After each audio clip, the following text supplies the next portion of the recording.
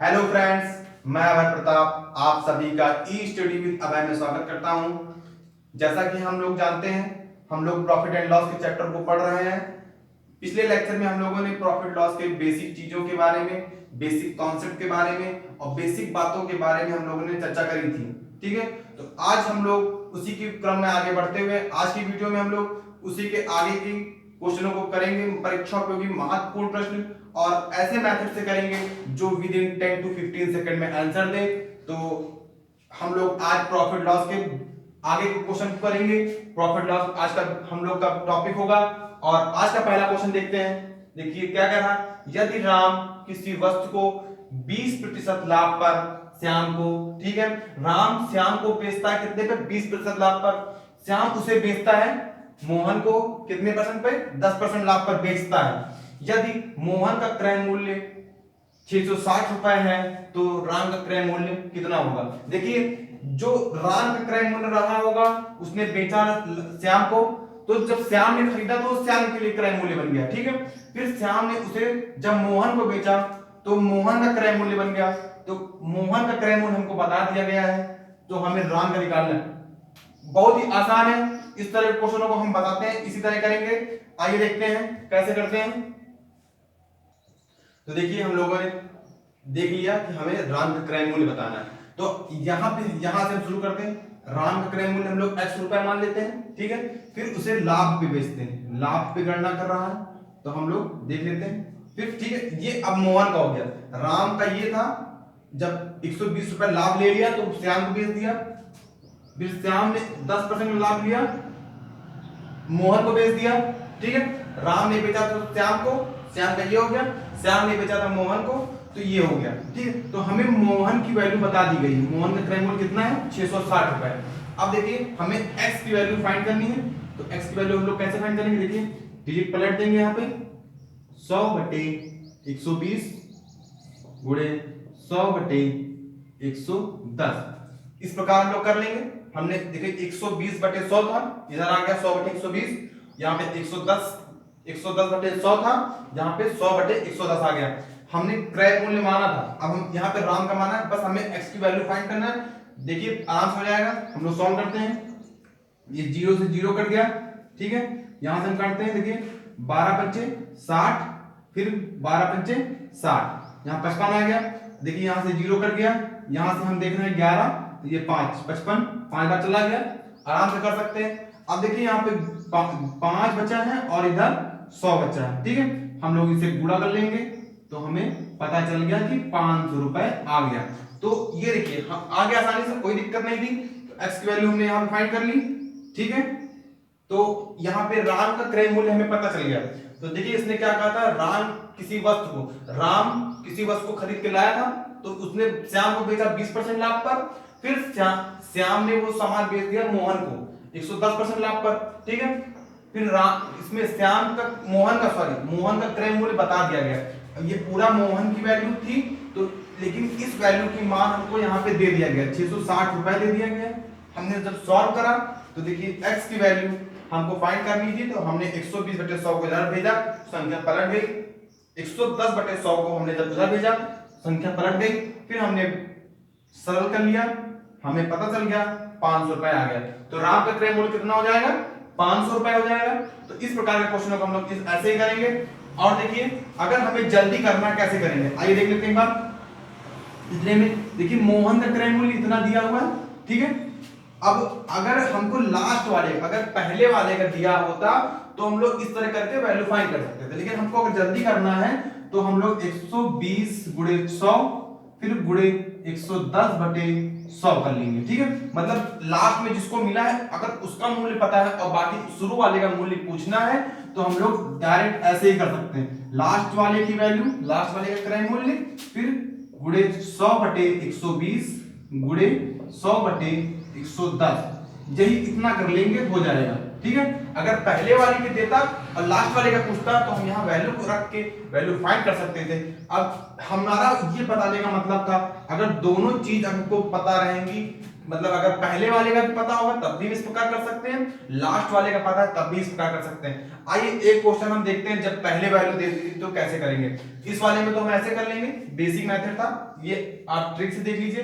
अभी पहले क्रय मूल्य पता हो, लास्ट वाले का पूछा जाए तो कैसे करते हैं। आइए उस क्वेश्चन को करने के लिए हम लोग देखते हैं अगला क्वेश्चन।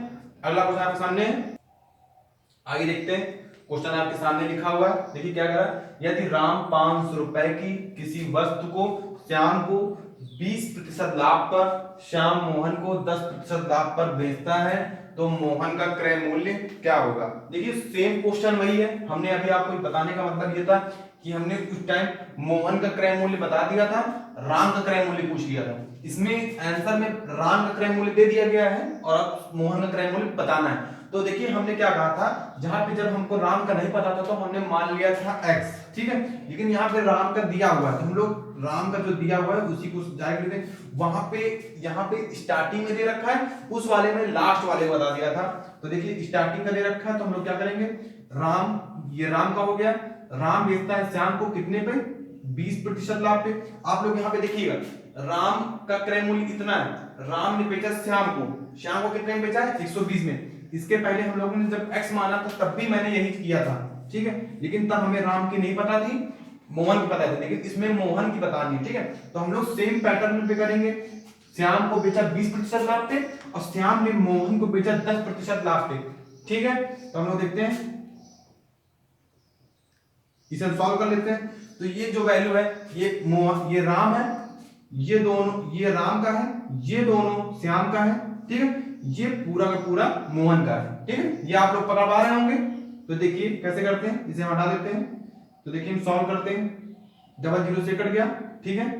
ये डबल जीरो से ये कट गया। अब हमारा देखिए कितना बचा, 5, 12 और 11। अब देखिए हम कैसे कर सकते हैं, 12 पंचे 60 गुणे 11, इसे हम लोग सॉल्व करते हैं तो 660 रुपए। आप देख सकते हैं इसके पहले जब मोहन का क्रय मूल्य दिया था 660 रुपए ही दिया था।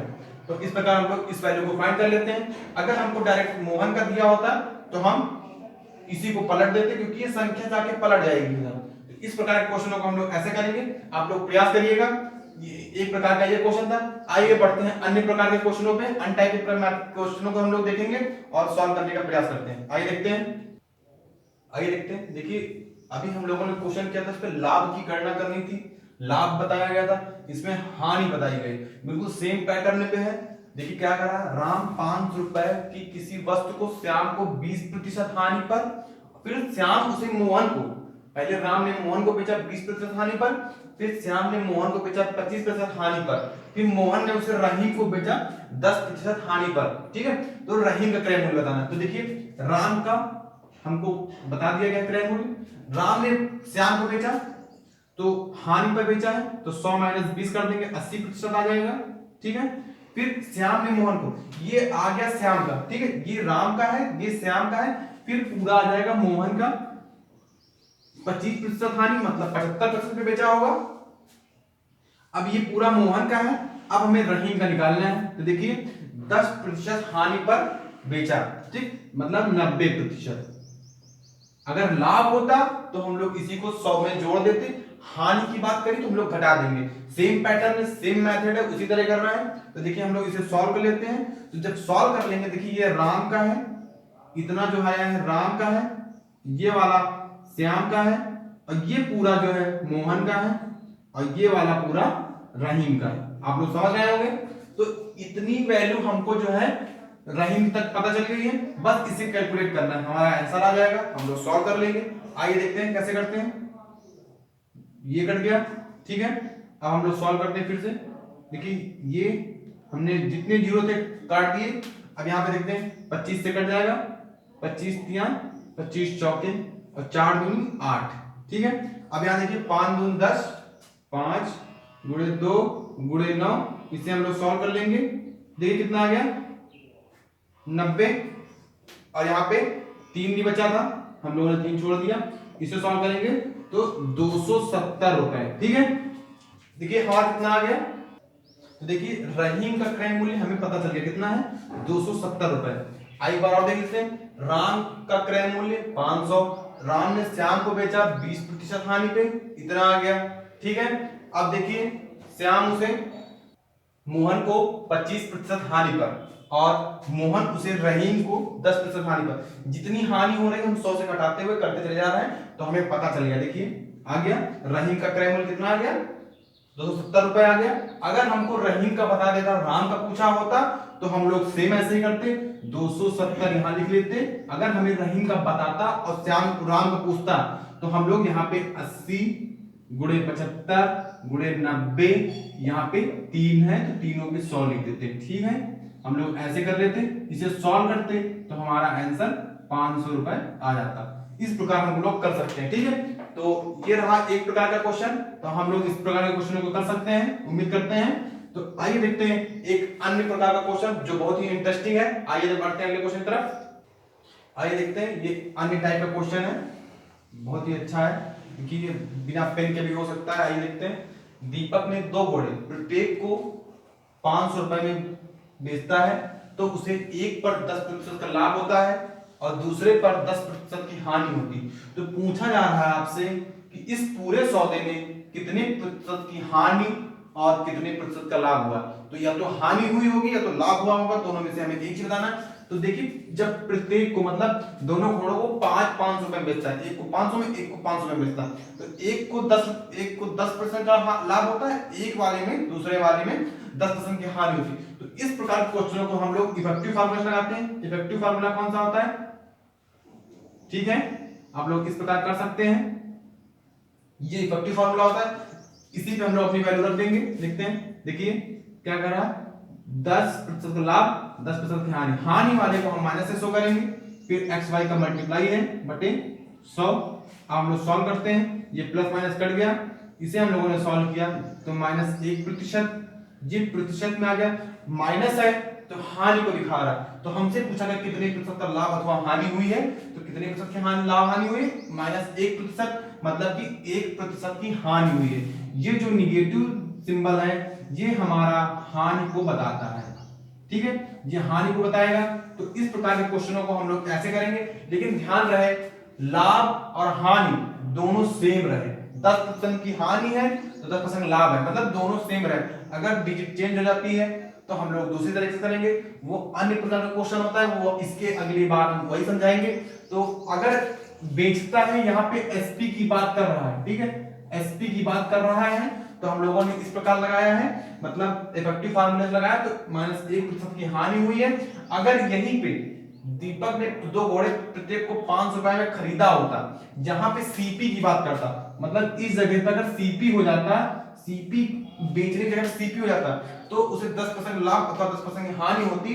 तो दो अगर लाभ हानि सेम हो जाता, मतलब तो ऐसी स्थिति में हमें ना लाभ होता ना हानि होती। ठीक है, अगर दोनों सेम रेट पे खरीदता है और सेम मतलब डिजिट पे, मतलब सेम परसेंट पे लाभ अथवा हानि होती है, तो ऐसी स्थिति में ना हमें लाभ होगा ना हानि होगी।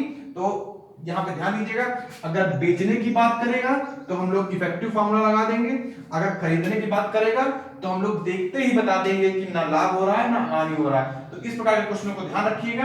तो आइए देखते हैं डिजिट चेंज करके कैसे करते हैं। जब यहाँ पे तो 10% सेम था, यहाँ पे 10% सेम लिखा हुआ है, अगर अलग अलग होगा तो कैसे करते हैं, आइए देखते हैं उस क्वेश्चन को। तो आइए बढ़ते हैं अगले टाइप की ओर। आइए देखते हैं, बहुत ही बढ़िया क्वेश्चन है, ये अन्य टाइप का प्रश्न है। अभी हम लोगों ने जिस पे चर्चा करी थी उसमें बेचा गया था, 2 समान चीजों को बेचा गया था, एसपी बताया गया था, सेलिंग प्राइस, उस पे सेम डिजिट थी, 10% का लाभ हुआ था, 10% की हानि हो रही थी, सेम था। तो हम लोगों ने इफेक्टिव फार्मूले का यूज करके बता दिया था कितने प्रतिशत की हानि हो रही, कितने प्रतिशत लाभ हो रहा है। ठीक है, अगर प्लस में आता तो हम लोग लाभ कहेंगे, अगर माइनस में आएगा तो हम लोग उसे हानि कहेंगे। आइए देखते हैं क्वेश्चन। देखिए इसमें बेचने की बात करी गई है, पहले को 25% लाभ पर, दूसरे को 20% हानि पर।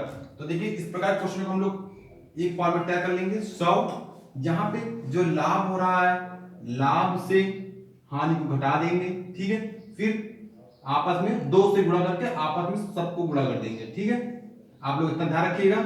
फिर जो लाभ हो रहा है वो जोड़ देंगे, 100 प्लस 25, फिर प्लस यहाँ पे हानि हो रही घटा देंगे, बस इतना ही करना है। सॉरी 20% का हो रहा है, घटा देंगे।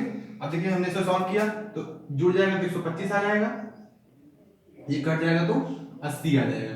ठीक है, इतना आ गया। इसे हम सॉल्व कर लेते हैं। यहाँ पे 5 तो 100 गुणे 5, यहाँ पे गुणा कर लेंगे तो 20 दूना 50, यहाँ पे 50 दूना 20 दूना 25 दूना 50, 50 दूना 100। ठीक है, यहाँ पे आ जाएगा 1000। ठीक है, आप देख सकते हैं यहाँ पे हम जोड़ लेते हैं, कितना आ गया 205। इसे हम सॉल्व करते हैं। 500 माइनस 1000 बटे 205, इसे हम लोग घटाएंगे तो कितना आ जाएगा, यहाँ पे घटा लेते हैं तो माइनस का 500। ठीक है, इसे हम लोग सॉल्व करते हैं। इसे 5 से कट करेंगे तो कितना आ जाएगा, -100 बटे